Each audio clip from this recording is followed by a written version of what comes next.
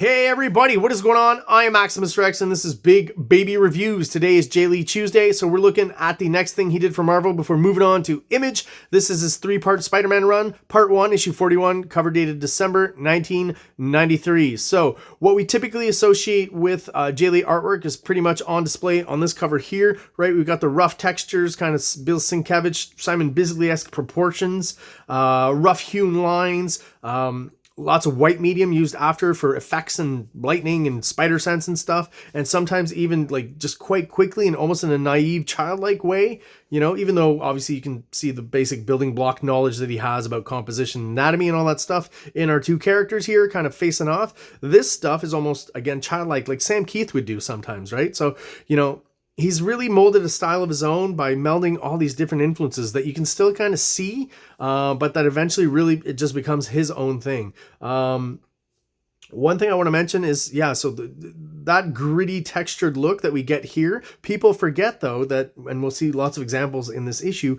that he'll go completely clean as well with the line and no textures and just kind of outlines and very thin, precise lines, very clear, not gritty looking at all art, and both of those styles seem to sit well next to each other within the confines of, you know, his overall style.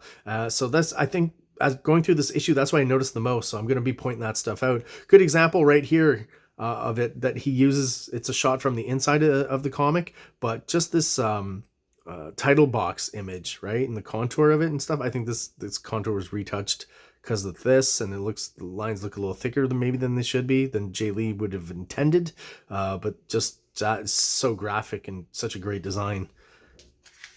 Let's have a look inside and I'll show you more of that.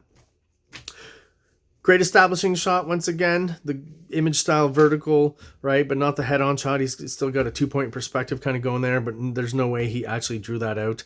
Looks kind of cool and spooky. I would say lots of Bill Sienkiewicz in what I'm seeing here. But I'm certainly not complaining about it. It looks great. Probably got it done very quickly, and off we go. First shot we get of Peter Parker is funny because it's the early 90s, so it's like he's the grittiest, manliest Peter Parker you've ever seen. And basically he's finding out about some wrongdoings of the Rand Corporation, right? Which is owned by Iron Fist, and he's, you know, for some reason investigating that. That's about as much plot point as you'll need. Mostly talking about the art. I love this, how it's, you know, Iron Fist showing up. This whole sequence all in silhouettes works really well and can get you through a page very quickly again, and storytelling wise really works, keeps the mystery going at least for a while till you get to the splash page. I feel like this was intended to be a page turn, but what are you gonna do? Or at least it should have been. This here I think is clever, using the kind of spiky ends of Iron Fist's collar to, you know, almost give us a shot of Batman here. I mean, basically a shot of Batman. That could not have not been done on purpose. I even think the way the inking kind of goes here almost suggests his cape, right? Nice little touch. And here's the first example of then, within all these shadows and gritty textures and stuff, just a nice clear fine drawing that he's done here, right? Where it's just an outline. He even uses some effect lines or cartoon lines, or whatever you want to call those. A little bit of Kirby crackle here. That's interesting. Yeah, the first time I think I see JAE LEE use that. And then he just goes full JAE LEE here, Simon Bisley-esque kind of power emanations. Little coloring snafu here. I don't know why his bicep is red. Kind of weird. Shame on you, Kevin Tinsley. Nah, not the end of the world. Kind of like this weird magenta purplish color in the back. Cool shot, right? Once again, we're back to the gritty textures. And I mean, just... I love just this. Sometimes, you know, he'll just go real simple. Like here, he's using, again, that clear line I was talking about, right? No texture, no shadows, or very little anyways. But the lines are still a little bit kind of gritty and quick, which I like. But just this panel makes me laugh. Just a big hole in a brick wall. Oh, these ads. Oh, yeah, there's a few pages of them. Once again, we get... this page, to me, graphically, okay, looks awesome, right? You got the establishing shot of the Rand Corporation. This could, you know, might as well just be Gotham City, right? Then you've got the shot between the buildings, the character jumping across, right? Simple, effective, very cool. And then all of it done in silhouette. So, you know, this page maybe took half an hour. Let's be honest, like half an hour. You could probably get this done, and it looks amazing. Colorist is doing a really good job too, I think. Right, you're kind of getting the light from the city shining up. The uplighting here looks great. I mean, it's just a dash yellow, but there's some gradient going through there. Even here, yellow gets lighter. Subtle. It's not overpowering. Sets the mood. Yeah, pretty good coloring overall, I'd say, with this issue. So here's some more examples of, you know, alternating between gritty and super clean. So I would, you know, this panel here, not a sign of grit, just very precise lines. Pretty sure he may have kayfayed the perspective, right? Actually, I'm sure he did, but it totally works, right? This one's completely off from the other stuff, but he knows enough to fake it and make it look really cool. It actually just kind of makes it a little odd and surreal and interesting. But every line is just clean line. You know, maybe he's using microns for this. I don't know for sure. But then, yeah, we get into the shot of, I mean, you could blink it, you'd almost miss the silhouette here of Danny Rand just kind of hunched over, right? But it's there. And then these kind of poles with the candles on it, you've seen these in like Steven Seagal movies and stuff. Like that's all just white medium he added after. I think he might have done just, you know, this and decided after to add those in. That's probably white media as well. And then kept the design going here. And again, fill this in with black and then come back with the white medium to do the candles and the sticks and everything. This panel here, what a great panel. So Spider-Man, again, he's suspicious of Danny Rand, so boom, crashes in there to his, I don't want to call it his, well, I guess they all have inner sanctums, right? So I guess this is his. And again, what is he giving us? He's giving us the inside of his Rand Corporation apartment building, right? The top, Spider-Man, the candles, and then boom, just a big circle here, and we know we're there. Just clever design work. Nice colors again with that gradient. I think that works pretty well. It's just like, you know, as far as you would need to go with maybe computer coloring at this point, not quite sure. There's that shot again, right? So I guess I was right about the arm and the leg on the cover. Yeah, someone redrew that. So JAE LEE would never draw a calf that wide. Someone in production had to do that. So we get the superhero showdown, and like I said, a lot of clean shots, and then boom, give us some gritty action shots, show us that you can draw the anatomy and the superhero poses, and that is what JAE LEE is doing here. Foreshortening, all the stuff you want to see. And again, these clean panels is what I'm really fascinated with, because we've seen all this, right, in the splatter, and looks great, but the balls to alternate between the two is what impresses me.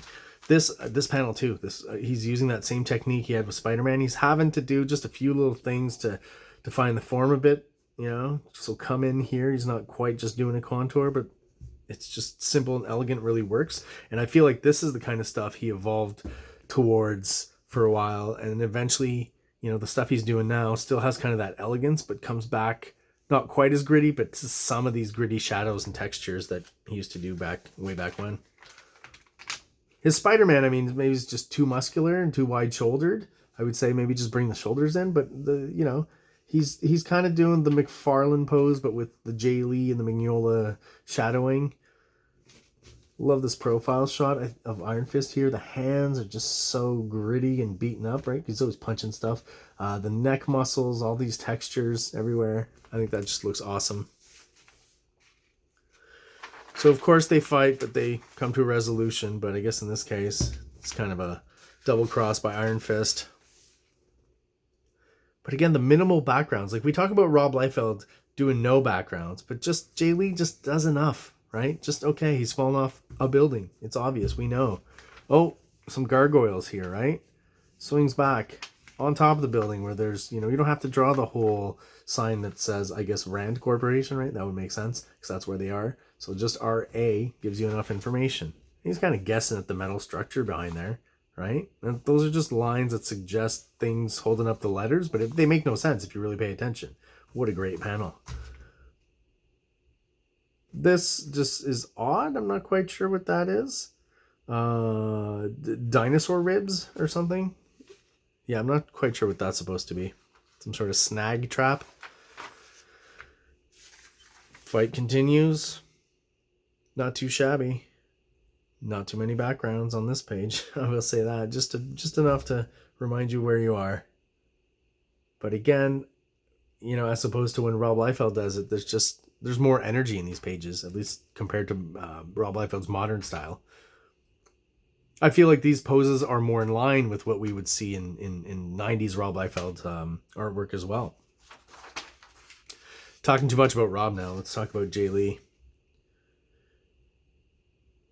See a lot of people like claiming this is a swipe, you know, the arm going past the face, and like that's a trope at this point, right? Like, how many times have we seen this? Whether the camera pulls back, pulls in. I mean, you know, no one's swiping anyone. It's just a fairly standard shot that you're going to use in a comic and in a movie. There's just those shots that are like that. I think this looks cool. I like the movement and the foreshortening. I think that's really well done. And again, JAE LEE just, like, I don't want to say cheating, but like just being smart, I guess, and just throwing in, like, look how much, the balls to throw in all of this into shadow, right? But he just does it, and he gets through a page real quick. And again, it all looks very great to me. It's a nice change from Namor, where, you know, a lot of it takes place underwater. He was doing some great kind of mountainous underwater hills and caverns and stuff like that and backgrounds, but here we're getting to see how he interprets kind of the urban landscape. And I think, again, he's shown that he's very smart about what he shows and what little he needs to show to get away with a lot of this stuff. I would definitely say he's a master of just giving us a lot with so very little when it comes to backgrounds. Another example here, right? They're in the elevator. You know, it's almost like we've cut through the wall. There's you know, he's taken out completely the lines that indicate the actual rectangular space, but we get it. This, again, quickly drawn, but such a clever panel. It's these little things all throughout this issue that really interest me. Again, just here he grabs the grate. He's going to pull it off, I guess. Just, you know, showing us enough of it. And from the artistic point of view, like, or the point of view of the artist, how long would it take to draw this panel, right? Again, all these pages, as effective as they are, the storytelling's great. But man, from the artist's point of view, you can get through these quickly. That's why he was doing so much work all at the same time, right? Marvel, Image. And of course, the 90s trope of this new badass character introducing himself. The name is Platoon, gentlemen. Now that I'm dressed to kill. Dear God. Yeah. That's why I don't read these most of the time. Oh, what a great panel here. Great shadows on that. And just a generic 90s bad guy who we're never going to hear from again, other than the next two issues, or possibly just the next one. And that's where we are left off with this issue of Spider-Man. Maybe probably one of the first kind of ads of Alex Ross's art. How he would come to change the world of comics. We all know, I guess, at this point, if you're into his stuff. And you can tell it's not fully formed Alex Ross yet. He's pretty close there. But there's still kind of a cartoonier component, I would say, in the proportions and stuff. As compared to where he would get to later on with this style. But this definitely changed things. I remember that. Get to a Marvel's review at some point. All right, guys, that's my review of Spider-Man issue 41. If you're still watching and you're still subscribed, thank you guys. Really appreciate you being there. If you are not subscribed but you're watching, please do so below. It only takes a second. It really helps the channel grow. Helps get us out there to other people who are into comic books just like we are. So everyone out there, have an awesome day. Like! Subscribe! Like! Subscribe!